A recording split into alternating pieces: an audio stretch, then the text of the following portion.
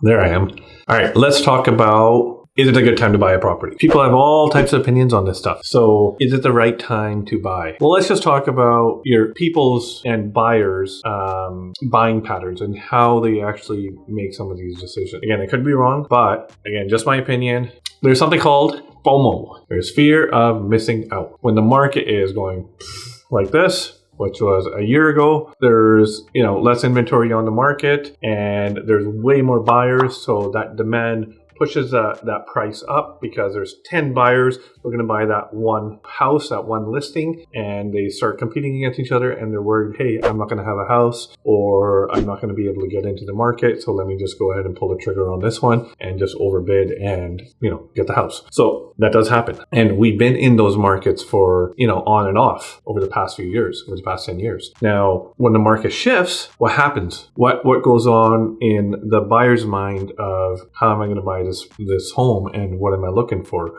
Well, it shouldn't be what am I looking for, but that, I guess, if FOMO goes away because the houses are taking longer to sell. If you check the stats video that I just posted, it's saying a detached house about 35 days on market. All townhouses, condos, everything combined, it just averages around 30 days. Let's just call it a month. Okay, so houses are on the market for a month. Buyers come by, they take a look at it, and they watch it, and they go, hey, that house is still there. Okay, so now they can have their picking. Let's say a buyer is just genuinely looking at all of their options. They got a timeline to work within. They have 3 months to go make a decision and go buy a property because the average approval is about 90 days. Not saying all buyers shop with an approval, but anyways, let's just use that 30 days as a sort of a timeline. Then they look at homes and they go, hey, okay, that's not the perfect one. Let's just wait and see. Let's go compare a few other houses, and they compare what's on the market and comparing to what's coming on the market, and then they kind of make their decisions based on that. Now, is it the right time to buy something today, or is it better for that buyer to wait maybe next year? Right now it's November or December. December 4th. Okay, so is it better for that buyer to wait until next year to buy a property? Are the prices going to continue to go down? Let's assume they are. December 7th, they're supposed to do another rate increase, an announcement, or they do nothing, or they're probably not going to drop it.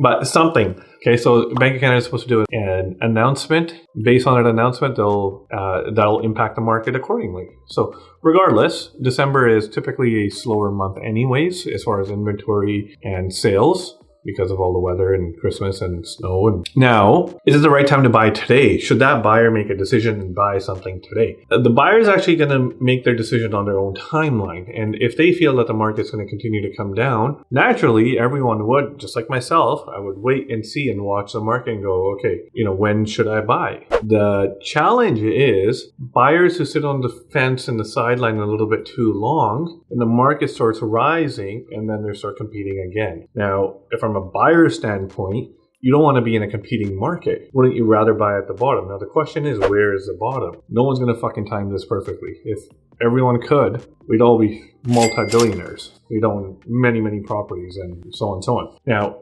timing is the question. If you think you can time the market, good luck. In my opinion, again, it's just my opinion. I could be wrong, but take it for what it is. If you buy the home at the right price on a mortgage that you can afford and the payments that you can handle, then does it really matter if you bought in November or December and the market dipped a little bit more in January, February, let's just say? So let's say the market today is here and you buy it here, and then the market dips a little bit more. Eventually that market's going to turn back around. This isn't just a declining market, because if it was just a declining market, you shouldn't be buying a house anyways. Okay, so this goes on trends. It's about a 10-year cycle where real estate turns back around. So it happens with everything. It happens with stocks. Happens with many, many different markets. If the price is here and you end up buying it here, market adjusts. When it turns back around, you're back to where you were. So if you bought it for $1 million today and it drops down to 900, that's a 10% correction. And when the market turns back around, it's going to get back in $1 million.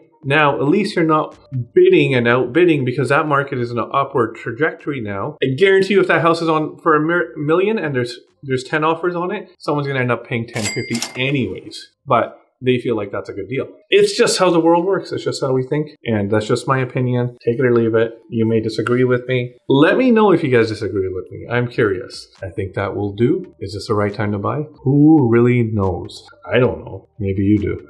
Let me know. Okay? Peace out.